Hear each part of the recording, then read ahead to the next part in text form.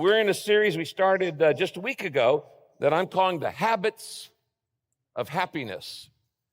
And we're looking verse by verse through the book of Philippians, which is the most positive, the most joyful, the happiest book in the Bible. Now, one of the common mistakes that we all make is we fall into the trap of what I call when and then thinking. When and then thinking. In other words, when such and such happens, then I'll be happy. And you have done this all your life, and so have I. We fall into this when and then thinking. When I get into college, when I get married, when I have a baby, when I get a job, when my kids are born, when my kids leave the house, when and then thinking, then I'll be happy. Last week, I shared with you 5 laws of happiness, and one of them is that happiness is a choice. You're as happy as you choose to be. If you're unhappy, you can't blame anybody for your unhappiness, because happiness is a choice. You don't go looking for happiness, you create it. It is something you create. And happiness, by the way, is not a goal. We talked about this last week. It is the byproduct of right thinking and right acting. Now, there are 4 common barriers to happiness. I want you to just write these down at the top of your notes there. 4 common barriers. I call these the killjoys of life, because when any of these enter into your life, then they're going to rob your happiness unless you're prepared for them. The first one, of course, is pain. Pain is a killjoy. It's hard to be happy and in pain at the same time. This morning, Kay and I were moving some Christmas boxes out of the attic down to the garage, which we had just remodeled a little bit. And as she stepped down the stairs, she fell over backwards. Yeah, and really hurt herself. And for the next hour, she was in major pain. There's no way she was going to be happy while she was in pain. And I was getting ice packs and things like that. And pain is a killjoy. But there's another one, and you're familiar with this one too. I call it picky people. Picky people. People of all kinds, actually, can cause you to lose your joy. They can be irritating, they can be demanding, they can be uncooperative, they can be arrogant. People are common killjoy in life. Number 3, pressure.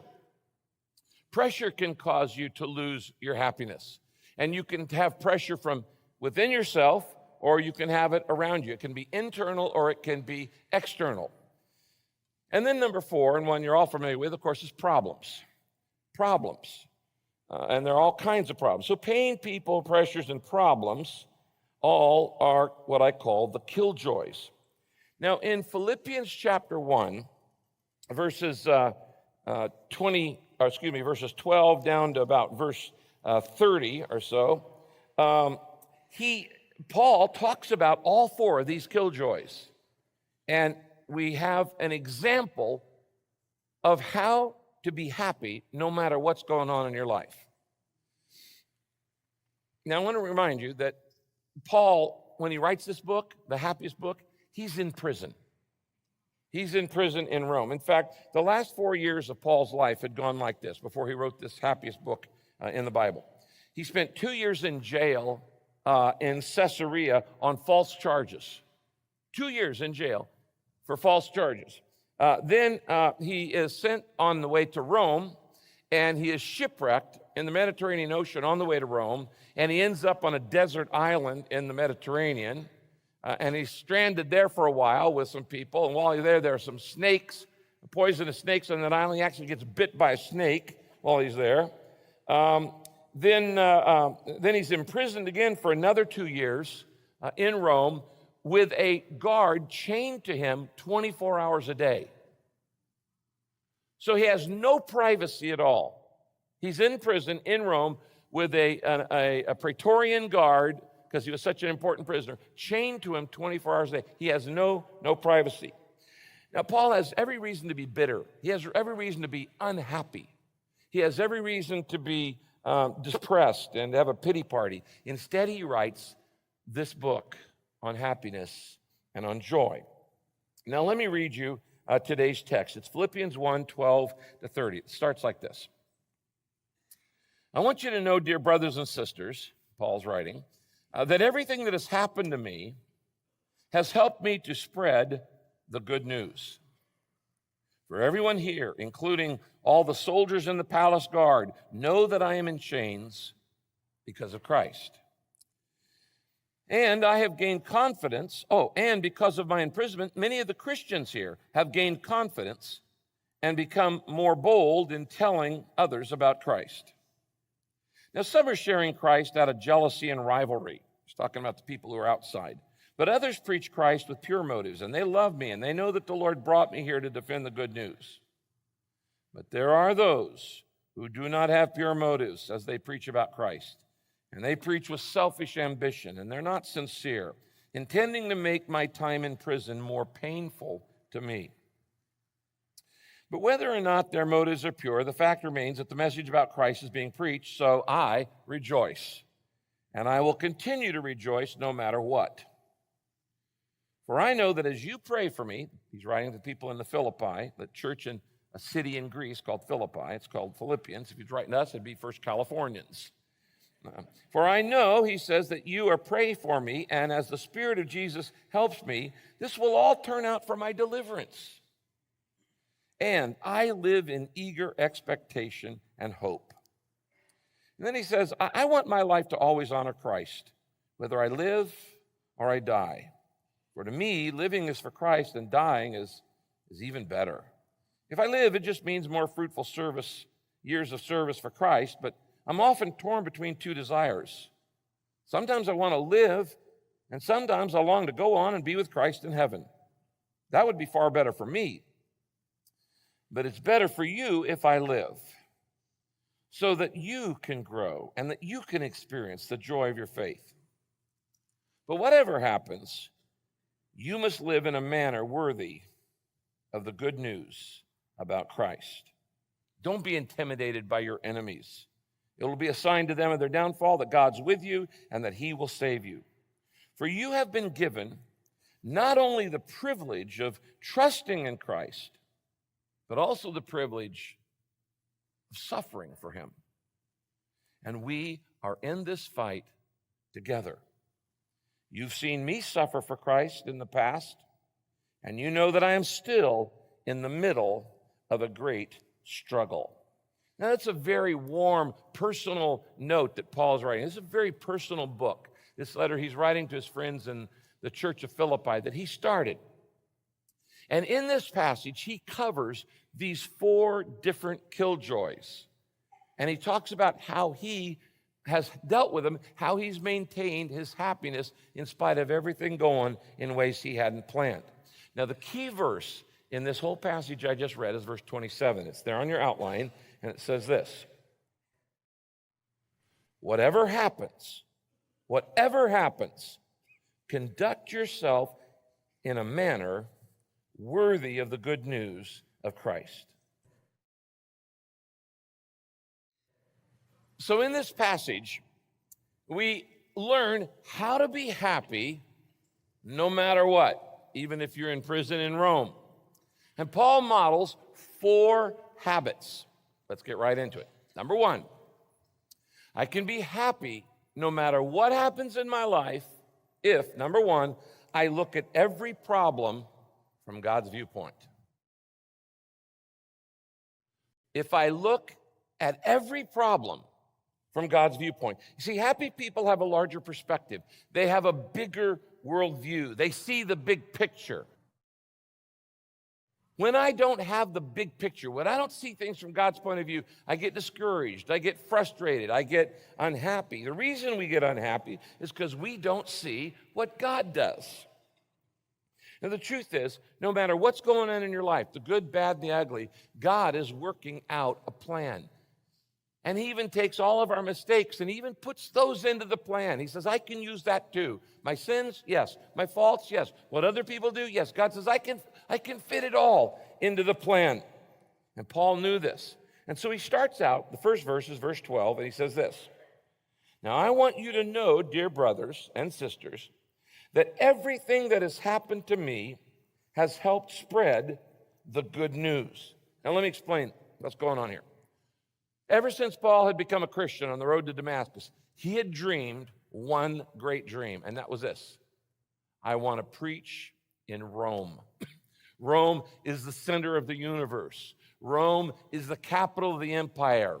Rome is the most prestigious, powerful, strategic city in the world. We've picked out 12 of those strategic cities where we're planting this year and next year churches at Saddleback. But if we had been planning in those days, we would have been planning in Rome. There's no doubt about that. There was no nation more important than the Roman Empire, and there was no city more important than Rome. So Paul's dream is sharing Christ at the center of the universe. And what he wants to do is this: he wants to go to Rome, he wants to rent the Colosseum, and he wants to do a harvest crusade for 6 months. That's what Paul's thinking. I'm going to Rome to preach. God had another idea. Paul, you're going to go as a prisoner, and I'm going to make you a royal prisoner of Caesar. Now, does anybody know who was Caesar at this point? Nero. You ever heard of that guy? Yeah, Nero. About as wicked and as bad as you can get. So Rome, Paul is a prisoner of Nero. And as a royal prisoner, with a royal guard chained to him 24 hours a day, he gets to talk to all kinds of key people he would never otherwise talk to because he's an important prisoner. He's chained 24 hours a day to a palace guard for 2 years. They changed that guard every 4 hours. So I added it up. Over 2 years, he witnessed to 4,380 guards. Now my question is, who's the real prisoner here? Who has the captive audience? Paul is talking to the entire court of Caesar's palace. And God says, this is my plan. You want to go do the big city lights national crusade, but I'm going to put you in prison. And there were 2 results of it, we know for sure. Chapter 4, when we get to later on, will tell us that within 2 years, some of Nero's own family had become believers because Paul was a prisoner in Rome. Some of the royal family had become Christians because Paul was in prison. And second, Paul, it's kind of like Rick Warren. It's hard to get him to sit down, sit still, not stop moving. He's forced to sit still, and he, as a result, writes the New Testament. I wonder which had a bigger impact. Go do a harvest crusade in the Colosseum, or be forced to sit still hour after hour and write Romans, 1st, 2nd Corinthians, Galatians, Ephesians, Philippians, Colossians, and on, 1st, 2nd Timothy, and 1st, 2nd Thessalonians, and most of the New Testament.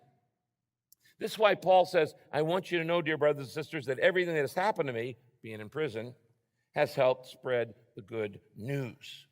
So he says, I've got my plan, but God has a bigger plan. And he says, I can be happy because I can see what God is doing through my problem.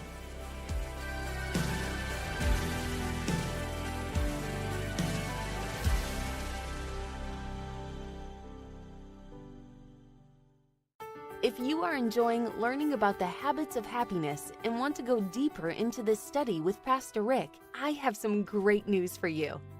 Pastor Rick's brand new Habits of Happiness guided experience book is available to you right now. In this guided experience, you will learn the biblical habits of happiness and begin seeing things from God's perspective. This interactive, full-color, hardcover book is filled with biblical truths, practical lessons, and application exercises. It's a comprehensive study tool that will help you grow spiritually. The Habits of Happiness guided experience is available only through Daily Hope. Your gift to Daily Hope helps us share the hope of Christ with people around the world. When you give a gift today, your gift will be doubled by the matching grant up to $50,000.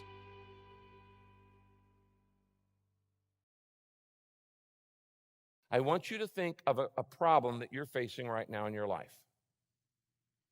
Okay? Think of a problem that you're facing in your life, and I want us to bow our heads for 30 seconds, okay? Just bow your head, and I want you to say these words in your heart. God, Help me to see this problem from your perspective. Help me to see this problem with eyes of faith. Amen. Now, anytime you have a problem and it's starting to get you down, you're starting to be unhappy, you need to do what Paul does. Learn to see it from God's point of view. What is God doing here? What's the bigger picture? What's the bigger perspective? And then you'll be able to face the problem in faith. And when you face the problem in faith, two things will happen. Write these down.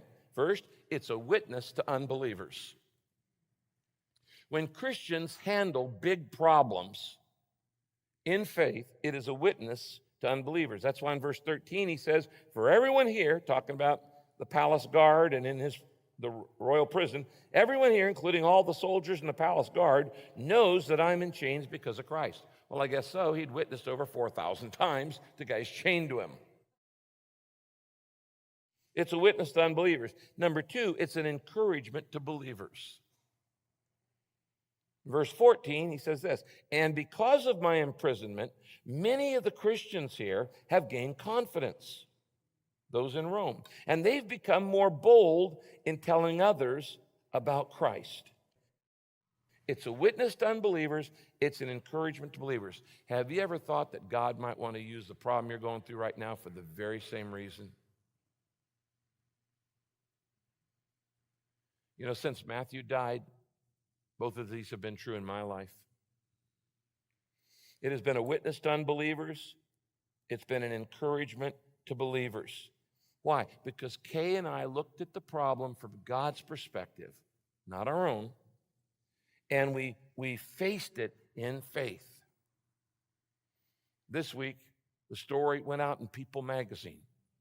I never imagined in my lifetime that I would ever be on People magazine. I mean, I know I'm that good looking, but I never imagined in my lifetime that I would be in People on the cover of People magazine. So how many people have heard the gospel since Matthew died? Millions. Millions. Because of all of the stories and the interviews and the CNN and all that. Millions have heard the good news. And I could say, like Paul, I want you to know, friends, that all that has happened to me has worked out for the furthering of the good news. Have you ever thought that that might be true in the problem in your life? If you will look at it from that way, it's going to change your perspective in a major way. All right, number two, second habit.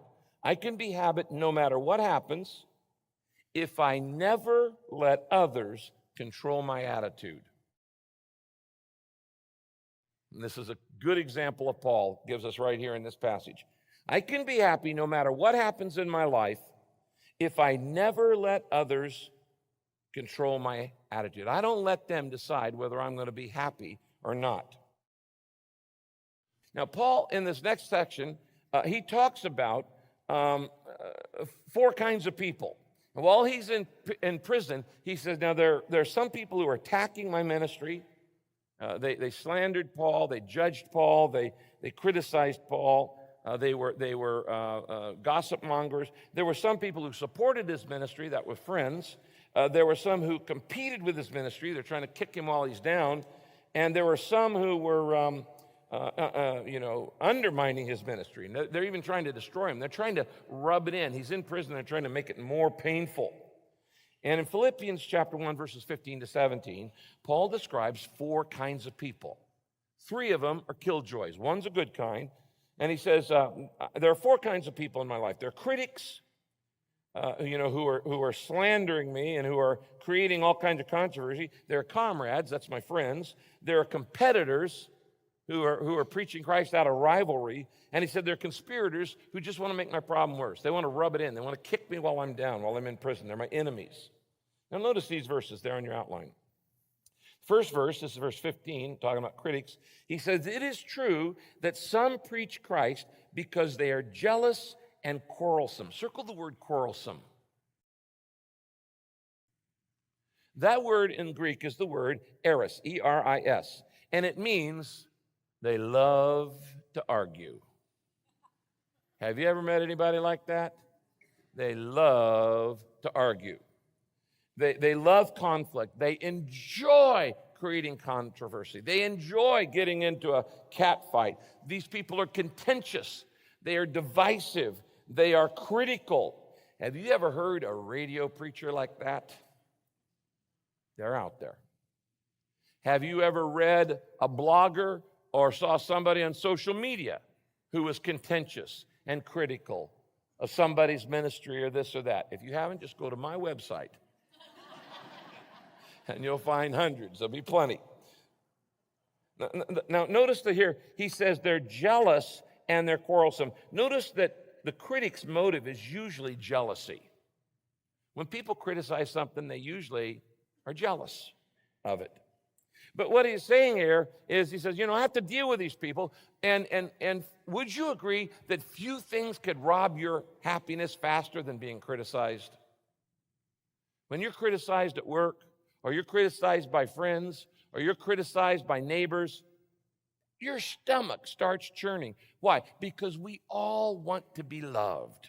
We all want to be approved. We want everybody to like us. But let me give you a little happiness hint, one of those little HHs. You might write this down. I don't need other people's approval to be happy. I don't need other people's approval. I don't need other people's permission to be happy. You're as happy as you choose to be. If they're unhappy, that's their choice. But you don't have to depend on other people's approval in order to be happy. And if you haven't got it now, you're probably not going to get it. And you're going to be miserable if you try to live for the approval of everybody else. Paul is modeling here, never let others control your attitude. And some of these people, they're just jealous, and they're quarrelsome, and they're cranky, and they criticize everything I do in my ministry. And then in the next verse, verse 16, he talks about the good guys. These are his friends. These are his comrades. He says, others preach Christ from genuine goodwill, and they do so out of love. That's the real reason we share the good news, out of love. And they know that God has given me the work of defending the gospel. So he says, those people bring me joy, obviously. Then in verse 17, he talks about another killjoy, competitors. He says, others preach Christ insincerely from a spirit of selfish ambition. Circle the phrase selfish ambition. He said, I hate to say this, but they're actually people in ministry. There are people with national ministries, radio, television, and books, and who are ego-driven. And how do you know when somebody's ego-driven? They put other people down all the time to build themselves up. That's when you know somebody's ministering in selfish ambition. They feel compelled to put other people down in order to build themselves up. Now, you're not a preacher, but if you're in any kind of business, you have competitors. And if you don't deal with this, competitors will rob your happiness. And you'll look at what they're doing. You can have competition over the color of your lawn. Neighbor's yard's greener. We better get ours going. You can have competition over the car you drive. You can have competition over your kids. My kid was student of the month at Folsom Prison. And that's competition. My kid, and I'm so proud. You can compete over hairstyles. You can compete over shoes. Don't look at people right now, but that's true. That's true. And if you don't deal with this, you're going to be unhappy a lot of your life, because critics will rob your happiness and competitors will rob your happiness. And Paul says, even in the ministry, there are competitors. And they're selfishly, ambitiously, and insincerely preaching the good news. And then in the second part of verse 17, he talks about conspirators or enemies. These are people who just want to mess him up. He says, other people just want to stir up more trouble for me. And they want to add to my pain while I'm in prison. I did a whole series on this, remember, called The Crazy Makers. Remember that one? Crazy Makers. There are troublemakers, there are crazy makers, and they will rob your happiness unless you know how to deal with them.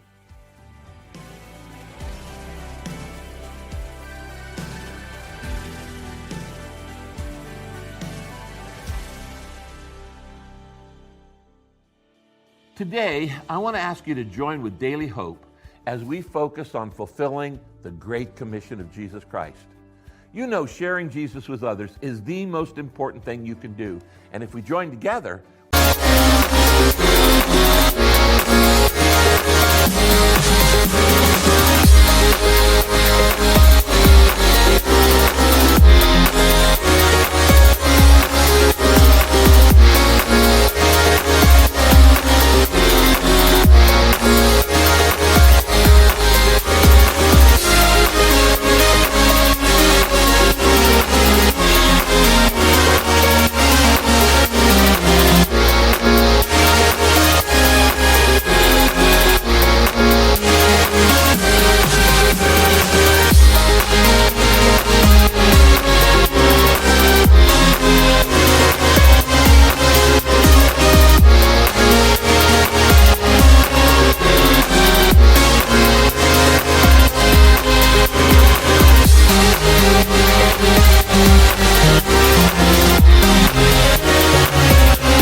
we can reach across the whole world with the message of Christ. Now, right now, through Daily Hope, the good news of Jesus reaches into almost every country of the world, including regions where it's difficult or dangerous to share the gospel. And it's even being translated into 25 different languages and counting. And by translating into these 25 languages, we're able to reach over 80% of the world's population.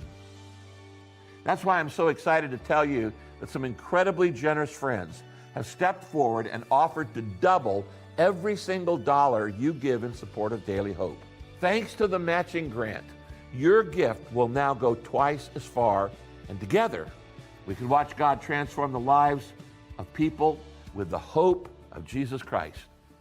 When you give to Daily Hope, you're helping share the hope of Jesus with people everywhere. And right now, your gift will be doubled by the $50,000 matching grant. And we'll send you Pastor Rick's The